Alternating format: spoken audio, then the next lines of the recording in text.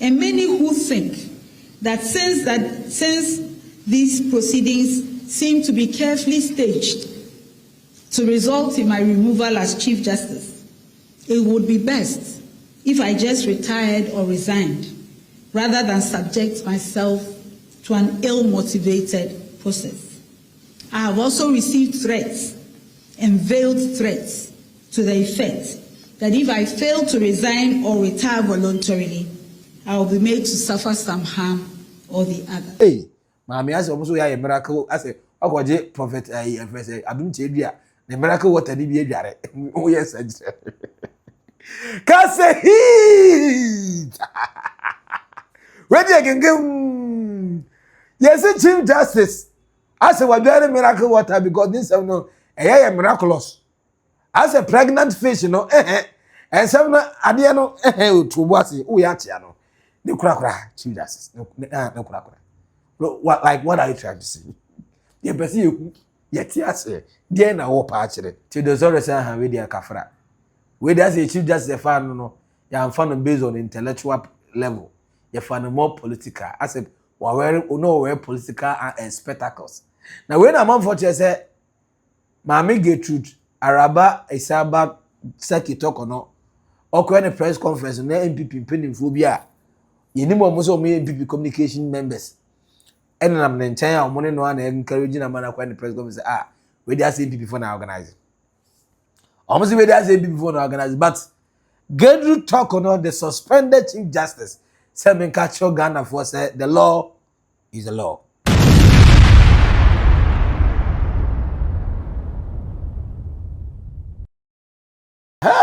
Yawaba Chief Justice Anamenka, the suspended Chief Justice Gertrude Asaba Araba Saki Torkornoo waku throw fire wa throw bomb. The constitution no man who kwine so be no was say how dare you abowa obeka and your obeka mo de besi bia besi was say among force sending the threat messages say wa resign and as voluntarily on one step aside the eba beto no e doso na wakai say baby ye di asem so no ye baby a ye ku ni uncle and the guardian obi ohwe no e man ne was serve as Chief Justice and all Ghana Basu for 38 good years and 21 years on the bench.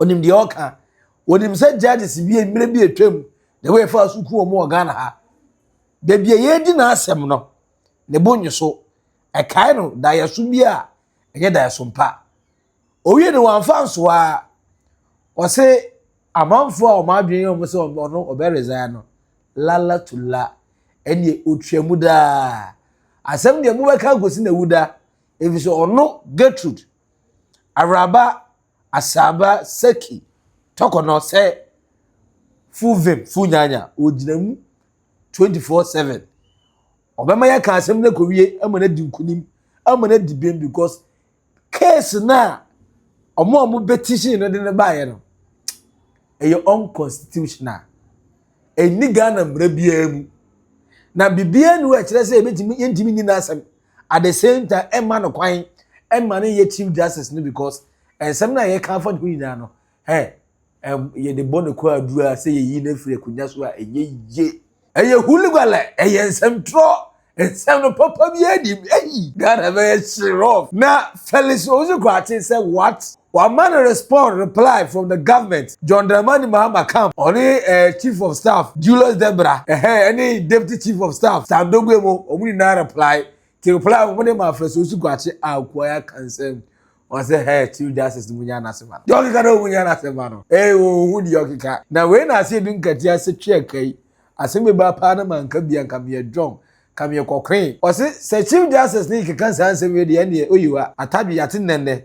It is a confirmation. Say NDC here so reset the entire Ghana, including the judicial system in Ghana here. Wow, beautiful day, beautiful day. It is a beautiful day. It is a beautiful day. Yeah. And when a beautiful day, and the Ghana for open correct. When a beautiful day, the Ghana for omo pay the naked suit out over trend so. Now when a very terrible day. And the obi bia na or alliance allegiance any ma Chief Justice no say or person Chief Justice at the end of the day ye bedi na asem na wie as a suspended Chief Justice no wadi nkunim no a bitter day because clash fire eja tuntum eja hihye eja kokko pa ye hwie gu Chief Justice no wakabi nya money bi so dia man papa wey a naked truth on old boga trends di no da so e ba ko number 1 Maxi Billiam you sure say what subscribe we the digital comment to comment section na say Chief Justice are fire yes article 1468 enka oni to me bia say case ya dia to me say ye bedin on camera not live on TV which the injunction be atwa mu mre bi no or the course enka ye live in camera said the beya enka de go so bia no daily updating case abeka and as they began amra article 1468 emma ho kwan sa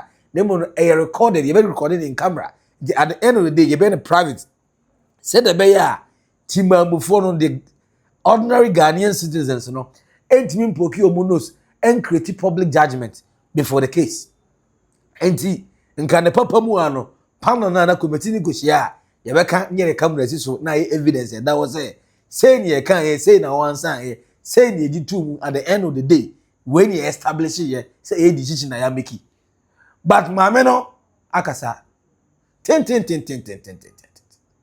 wakasa wa fire the John Mahama administration wa fire vice president Nana Jenopoku wa fire the National Democratic Congress the NDC wa fire the entire judges are omobetena committee no so a omobedi na asem say credibility ne ya stake amongfo nka no gre na when amongfo say Chief Justice once upon a time when our constituencies are board panels we no makojina makodi asem na say was Justice Perman I can asem na say wampe against obi ane ono na file petition no na say enough reason so bega say enti unyi Justice Perman in India and the Justice Perman they send the asem na okai and ye na e kwansi e kase yesu ni court ni new mame Gertrude Isaba Seki Torkornoo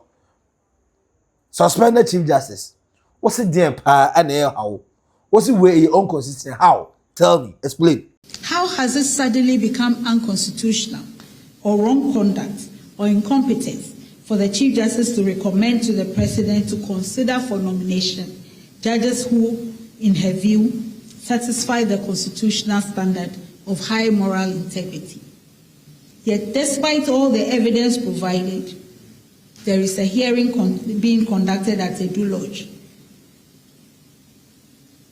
I have taken this walk through Mr. Ofori's petition to show that the allegations have no bearing whatsoever on any sensitive national issues or public safety or order, or my inability to perform my functions as Chief Justice. They also do not have any basis in law or truth. They are just an attempt to gather a lot of complaints together, regardless of whether they are true or not, whether they are justified or not, just to have an excuse for the conduct of this inquiry that breaks all the rules of fair hearing. Oye na say enya no kwa venu na ye holding the petition no ye kan ho asem no sa Adu Lodge hodum no Adu Lodge no ne bonto ne yem hyehye na ya na ho yira no adan a wo se okai se ne wofa ene the Guardian eho ana ye benya some military shooting bi a ewi akire no na ne wofa no ene the Guardian no ye ko mama mu ntia asasefo asase bi nti no ye sade na call no enough emotional torture the man say whatever na odwene de to ne wofa de to ne Guardian nti no sometimes a man nya clean mind and answer questions no appropriately. Hey, Chief Justice, who come you? The Edu Lodge facility.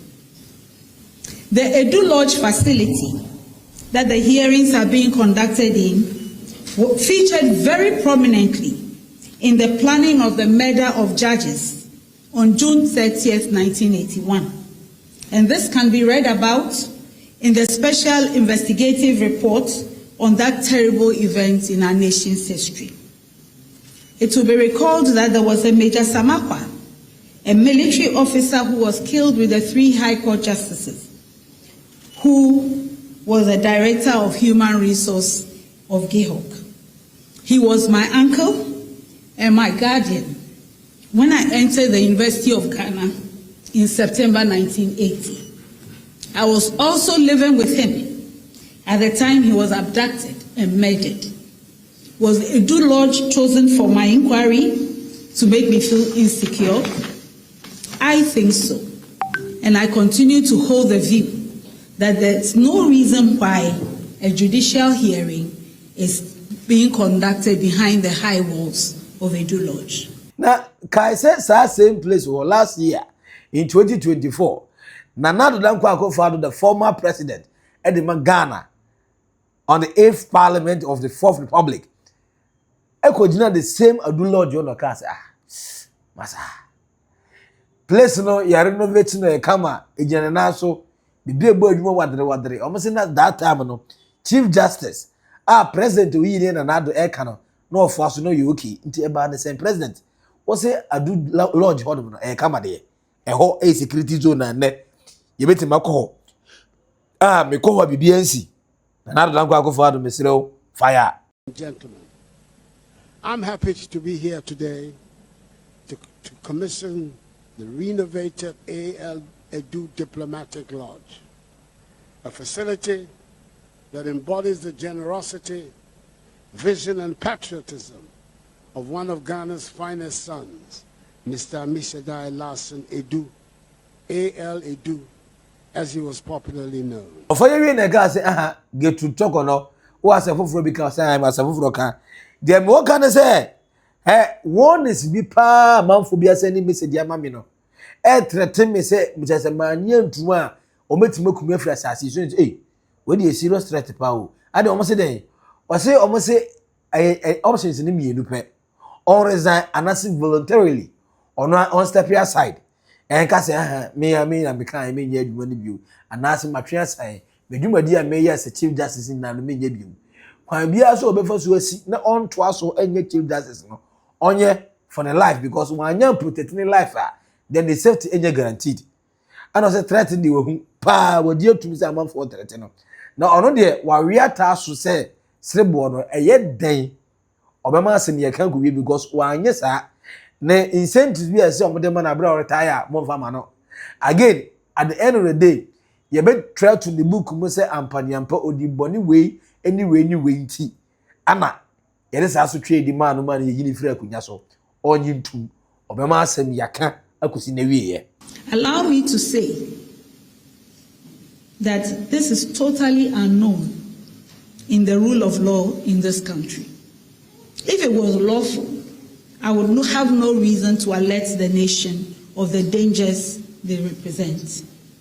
It is the violations of law that have forced me to bring these matters out in the light of day.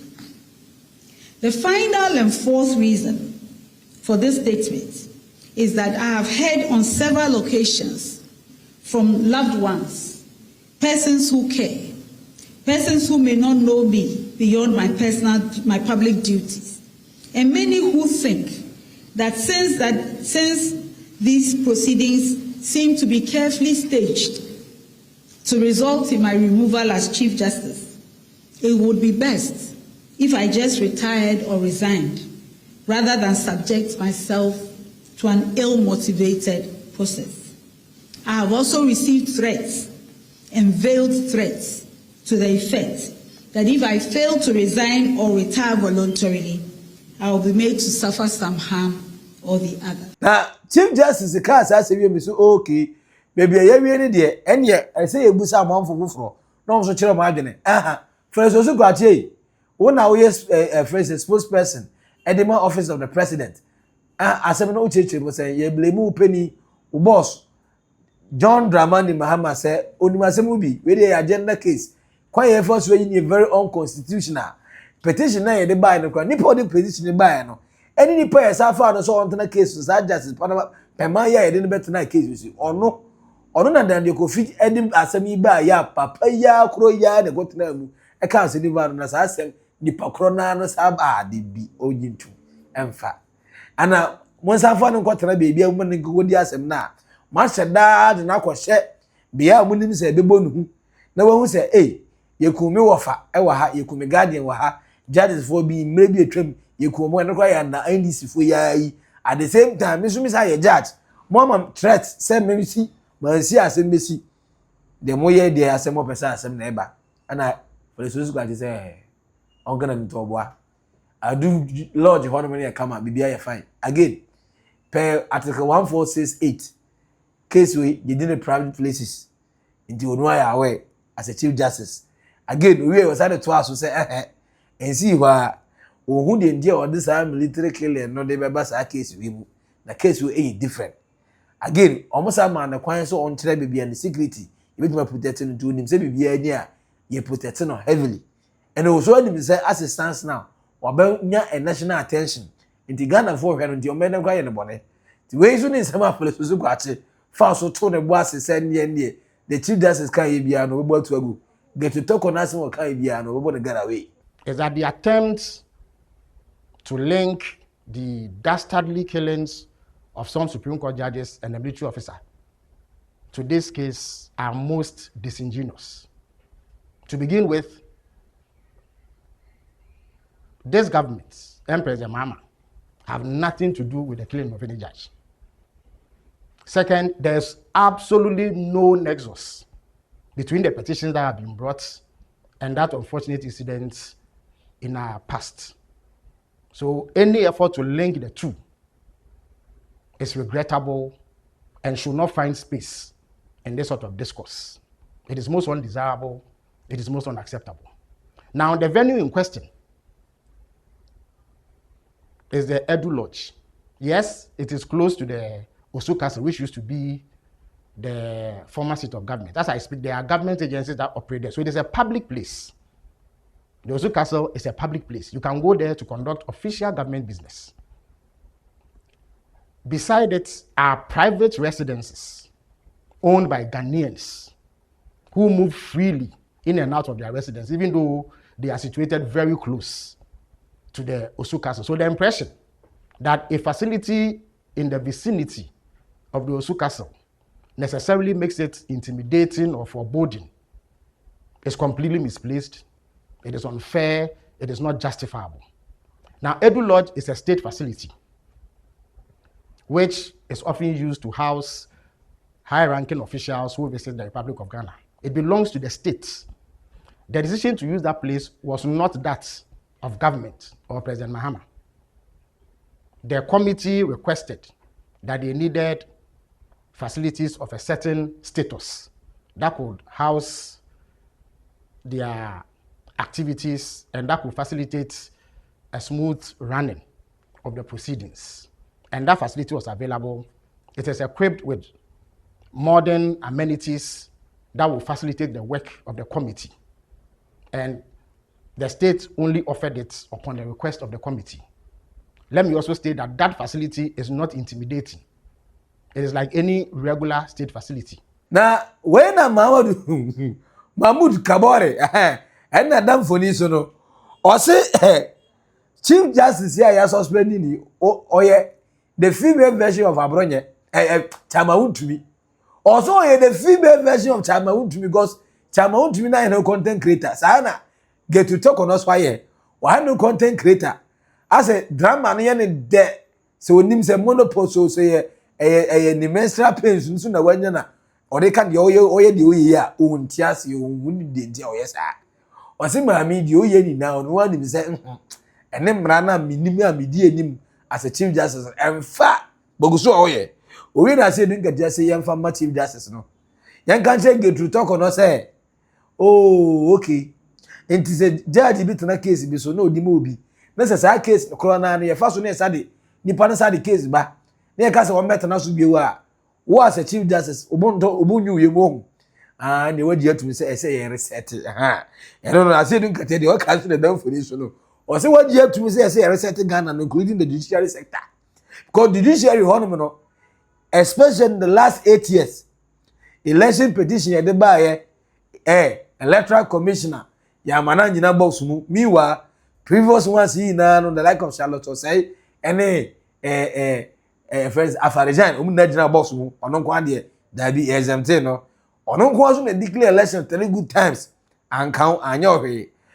ono so kai say Charlotte say ka say maame Gertrude Torkornoo ye the mass member when petition no mesrew mensa beka petition ni bi ne mahu de ekọ o si de bi enya allowed your own constitution na wo de ba ya wo say what twera koma John Mahama say omra no oma petition ni bi na kan na who cases are yeah allergy against you double standard almost where we also that so na court to say petition the ekọ so ni unhu yi na ba ne say na unhu yi and they were press conference na press conference no u church about the petition na unhu yi no maami ase almost ya miracle ase okoje prophet adum chedua the miracle water ni bi adware o yes ka say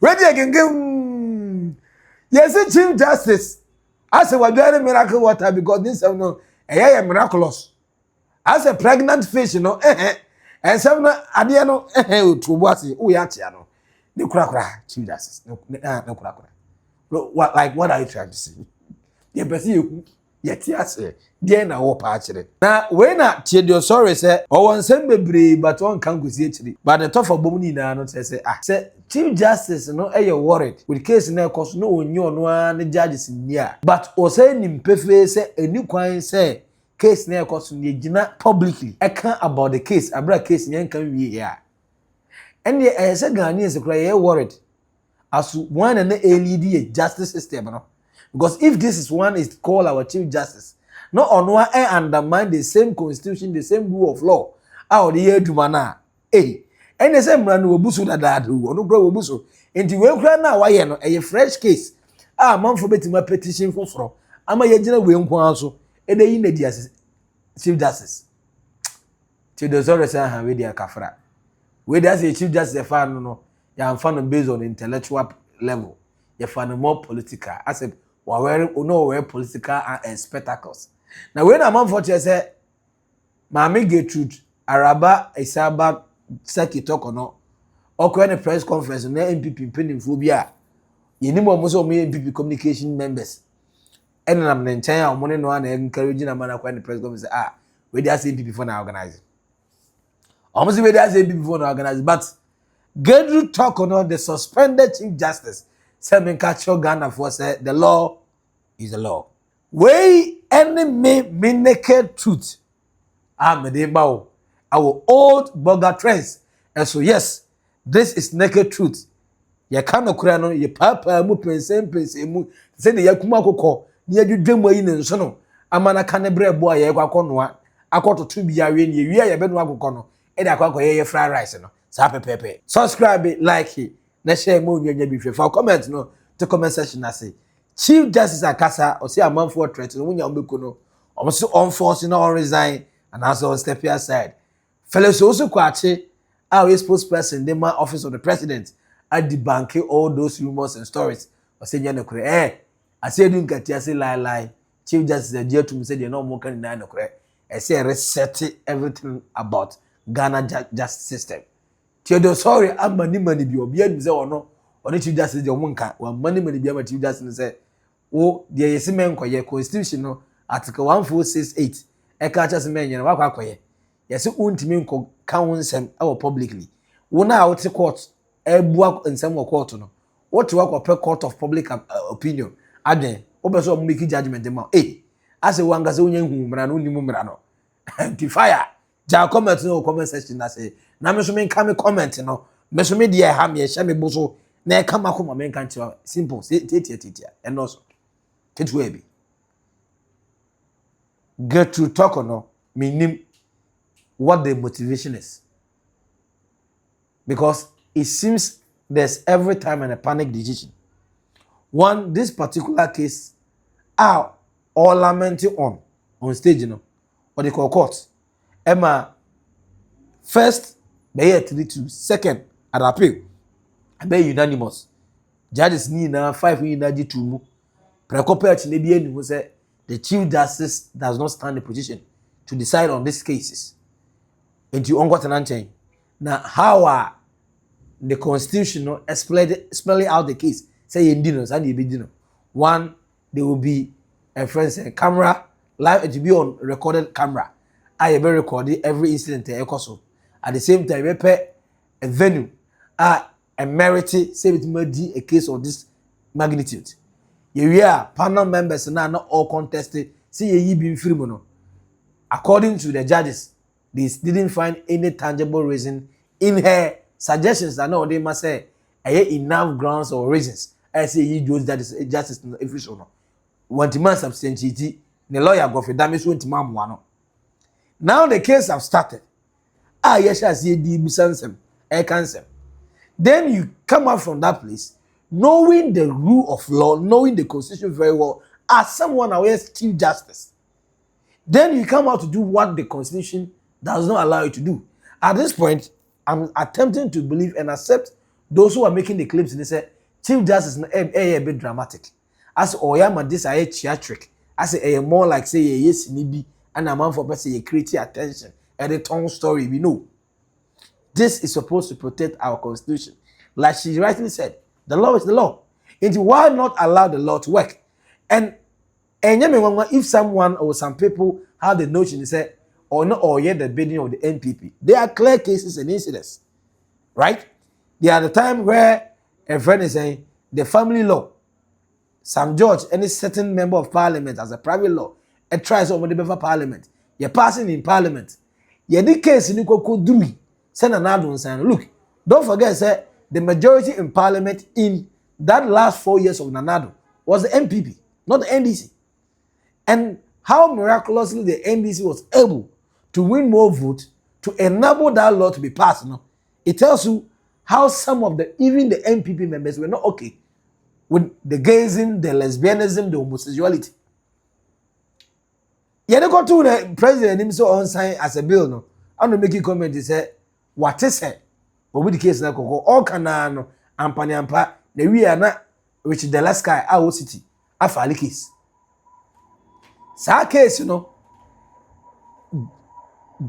Chief Justice Gertrude Torkornoo holding on to it. Emenunti, Nana Blanco Akufo-Addo sign. Amana Melo. And the very moment and the tenor, eba we in the second term, no eba na we no. And as a bill no, we. This decided new bill. A fail na yes, I go pass new bill. Why? Levy issue by Obidiko court. A parliamentary stop it. The process in parliament. Nothing. It was never heard till date. Your ruling said 4 MPs out of lateness and absenteeism. The previous administration now the Speaker of Parliament Makwe and I heard create same case in the man. Abaya Mradu that was a parliamentarian so on for failure duty new rules yet me you una so akunya emane ne to asi gunya ma kwatana baby ya nipa 4 and the Alban Barbin for the NDC. At that time the MPP was the majority in parliament. Just that Alban Barbin who was a former MP in the ticket of the NDC is the Speaker of Parliament. Or really a case in that same case na MPP are benefiting from no afenyo markets in the minority side. No. Some of them went to the court and the case was brought forward in unceremoniously way. MA had the case no ma a judgment was passed say Yense Sano. At some point injunction was even slashed on the Speaker of Parliament decision in the unity as a court here Parliament you holding on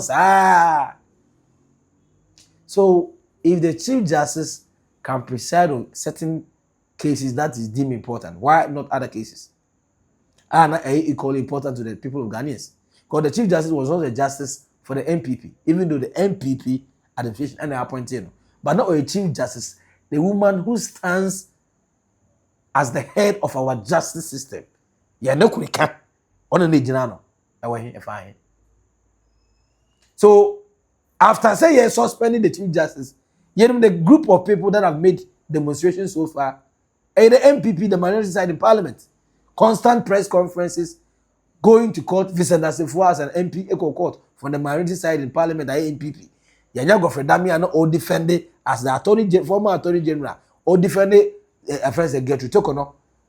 Yanya the friend a minority leader at Fenyo Markins constantly speaking about say removing the chief justice, installing the new chief justice, bringing in new judges, a ploy and a decoy. Your person this was for MPP for be due to some NDC personal vendetta to MPP guys in it.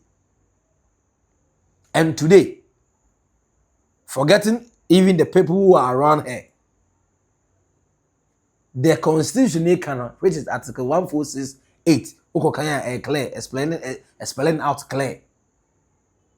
This kind of nature of case, ultimately, abra case in me, but you are doing it. So you have just nailed it, say, whatever the petition is about, unconstitutional. And you are now using an unconstitutional way to settle that unconstitutional thing that you are alleging. So at the end of the day, as someone who was the chief of our justice system, how well do you even understand the law? And this is why Judicial, sorry, no was a question. I said we should be worried as Ghanaians if how she's portraying and conducting herself, and how she understands the law, then how was she the one actually our chief of justice? Our chief justice, how? And some year in Nakakra, Mediani, Menekureni, for also the effort to comment section as the chief justice suspended, Wakasa, the threat among for the man so on resign, but so on resign, Tatako, Ubuaya the uncle. Francis Quatis, Wakabia, and say, Ubua.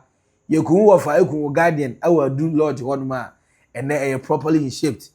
And there's nothing what they compare and and again, I said, you can say, oh, Chief Justice, what you to me say, I say, reset a justice system now. Mahmoud Kabore said, your Chief Justice, no, a female version of Samaun to me, or Yapre, or per content creation.